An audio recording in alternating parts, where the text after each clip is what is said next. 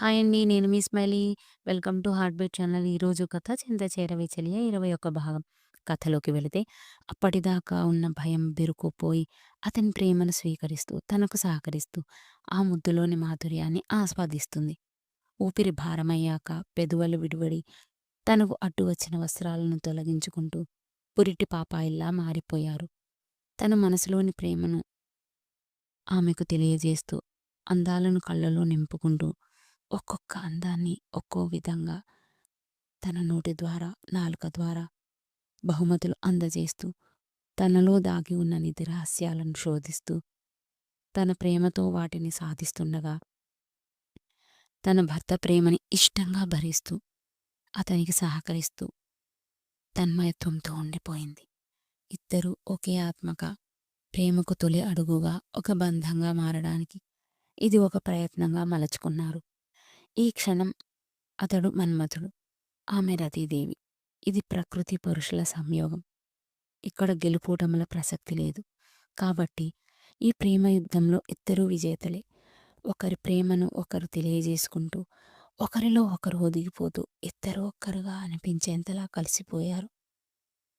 తన మీద చూపిన ప్రేమకు భార్యగా గర్వపడుతూ, అతడి ప్రేమకు లొంగిపోయి, తన గుండెల మీద తలవాల్చి గట్టిగా హత్తుకుని ఏడ్చేసింది.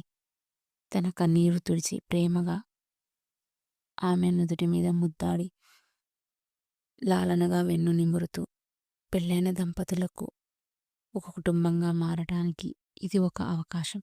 అంతేకాని ఇది లోకం కాదు. ఇదే జీవితం, అంతకంటే కాదు. నా భార్య మీద ఎంత ప్రేమ ఉందో తెలియజేయటానికి ఇంతకంటే మంచి అవకాశం దొరకదు. కాబట్టి ఈ మార్గాన్ని ఎంచుకున్నా కానీ నేను కామికుడిని కాదు. అంతదాకా ఏడుస్తున్న సిరి ఆ మాటలు విని చిన్నగా నవ్వుకుంది. That's my baby. ఈరోజు ఎంత ఆనందంగా ఉన్నానో మాటల్లో చెప్పలేను. ప్రపంచాన్ని జయించినంత సంతోషంగా ఉందంటే నమ్ము. థ్యాంక్ యూ సో మచ్ బంగారం.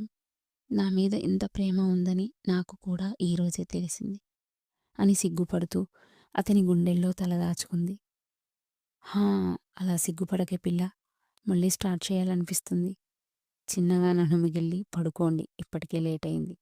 అవునవును, రేపటి నుంచి ఎన్నో జాగారాలు చేయాల్సి వస్తుంది. నీకు నిద్ర కరువు అవుతుంది కాబట్టి నేను వచ్చేదాకా బాగా తిని ప్రశాంతంగా పడుకుని కాశ్మీరా పిల్ల ఫ్రెష్గా నీ ఫేస్ నాకు కనపడాలి. అయితే ఫేషియల్ చేయించుకుంటే సరిపోతుందేమో. అబ్బా, నా పెళ్ళాం జోకులు కూడా వేస్తుంది. అవసరమైతే పాతలు కూడా పెడుతుంది. నీకీ బ్యూటీ ప్రొడక్ట్స్ అవసరం లేదు. నువ్వు సుగంధివని నడుము చుట్టూ చేతులు బిగించి బదులిచ్చాడు. అతని నడుము చుట్టూ చేతులు వేసి లయబద్ధమైన అతని గుండె సవ్వడి వింటూ ప్రశాంతంగా కళ్ళు మూసుకుంది సిరి.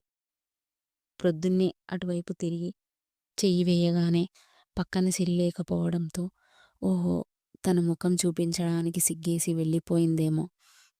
కళ్ళలో పెట్టుకుని చూసుకునే తల్లిదండ్రులు, ప్రేమను పంచే భార్య, ప్రాణాలిచ్చే స్నేహితుడు, కాస్త కోపిష్టిగాని నేనంటే అభిమానం చూపే నా నానమ్మ. I'm very lucky person in the world. ఒక సగటు మనిషికి ఇంతకంటే ఏం కావాలి అని టైం చూడగా 11 అవ్వడంతో తన తల కొట్టుకుని అంత ముద్దు నిద్రపోయానా, లేక తన మైకంలో మునిగిపోయానా? లవ్ యూ బంగారం అని పిల్లోని ఒకసారి హత్తుకుని ఫ్రెష్ అయ్యి హాల్లోకి వెళ్ళగా అక్కడ లేకపోవడంతో పూజ గది, కిచెన్ చెక్ చేయగా అక్కడ కూడా కనబడకపోవడంతో ఖచ్చితంగా తులసి కోట దగ్గరే ఉంటుందని పెరట్లోకి వెళ్ళిపోయాడు.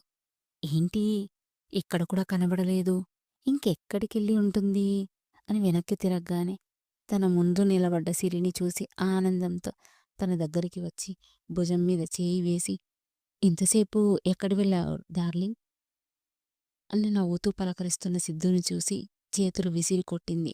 ఏమైంది సిరి, నా మీద కోపమా అని లో వాయిస్తో అడుగుతూ తన దగ్గరికి వస్తున్న సిద్ధుని చూసి చేయి చూపించి స్టాప్ ఇట్ అని బిగ్గరగా అరిచింది.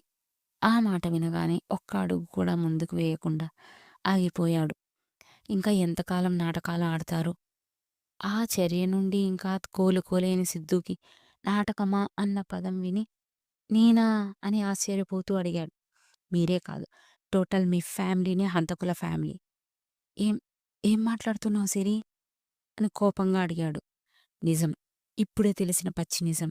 మీ నాన్న ఒక హంతకుడు. నువ్వు హంతకుడి కొడుకువి. నువ్వేదో పొరబడుతున్నావు. నీకెవరో రాంగ్ ఇన్ఫర్మేషన్ ఇచ్చారు. ఫస్ట్ ఇలా కూర్చో అని దగ్గరికి వస్తుంటే, తాకద్దన్నానా? భూమి కోసం నా కన్న తల్లిదండ్రుల్ని చంపించిన హంతకుడు మీ నాన్న. ఎప్పటికైనా మీకు మీ కుటుంబ గౌరవానికి ముప్పు వాటిల్లుతుందనే ఉద్దేశంతో ప్రేమ పేరుతో నాటకమాడి పెళ్లి చేసుకున్నావు. ఆ మాట వినగానే కాళ్ల కింద భూమి కంపించినట్టు, కాలం ఒక్కసారిగా ఆగిపోయినట్టుగా అనిపించి, తర్వాత తేరుకుని, మేమా? అవును. ఆస్తి కోసం మీ నాన్న చెప్పు కింద బానిసలా చేసుకోవాలని నువ్వు. భలే ఫ్యామిలీ అంటూ క్లాప్స్ కొట్టి విరక్తిగా నవ్వి, ఆహా! ముసల్ది చూస్తే తిట్టడం, తల్లి చూస్తే సావిత్రి లెవెల్లో యాక్టింగ్ చేయడం, తండ్రి చూస్తే గుమ్మడి లెవెల్లో నటన చూపించడం. ఇక నా పతిగారేమో హక్కినేని గారి లెవెల్లో యాక్టింగ్ ఇరగదీయడం. వాహ్! మీ ముందు సురభి నాటకాల కంపెనీ వాళ్ళు కూడా పనికిరారు. వాళ్ళు జీవన భృతికి లేదా వాళ్ళ టాలెంట్ నిరూపించుకోవడానికి చేస్తారు. కానీ మీరు జీవితాలతో ఆడుకున్నారు. మీకు తెలియని విషయం ఏంటంటే, నేను పాతకాలం అమ్మాయిని కాదు. అగ్నిలోకి దూకే సీత లాంటిదాన్ని, అంతకంటే కాదు. నరకాసురుణ్ణి వధించిన సత్యభామ లాంటిదాన్ని నేను. నీ ప్రేమ అవసరం లేదు. నీ పంజన పడుండాల్సిన గత్యంతరం అస్సల్లేదు. మీకు, మీ కపట ప్రేమకు ఒక నమస్కారం అని స్పీడ్‌గా బయటికి వెళ్ళిపోయింది సిరి. అప్పటికే బుర్ర తిరిగిపోయి షాక్‌లో ఉన్న సిద్ధుకి ఏం చేయాలో, ఏం మాట్లాడాలో, తనని ఎలా ఆపాలో తెలియక శిలలా అక్కడే ఉండిపోయాడు. పెరట్లోకి వచ్చిన శారదమ్మగారు అలాగే నిలబడిన సిద్ధుని చూసి, ఇక్కడున్నావేంట్రా అని కుదిపింది. ఈ లోకంలోకి వచ్చిన వాడిలా, సిరి ఏదమ్మా? అని కంగారుగా అడిగాడు. నేను అడగాల్సిన ప్రశ్న నువ్వు అడుగుతావేంట్రా? సీతాలు కనబడలేదు. ఈ బెడ్రూంలోకి వెళ్ళాను. అక్కడా లేదని ఇల్లంతా వెతుకుతుంటే ఆఖరిన ఇక్కడ కనబడ్డావు. తనెక్కడికెళ్ళిందిరా? ఆ విషయం నాకు మాత్రమేం తెలుసు అని స్పీడుగా పరిగెత్తి తనను వెతకడానికి రోడ్డు మీద కారులో దూసుకుపోతున్నాడు సిద్ధు.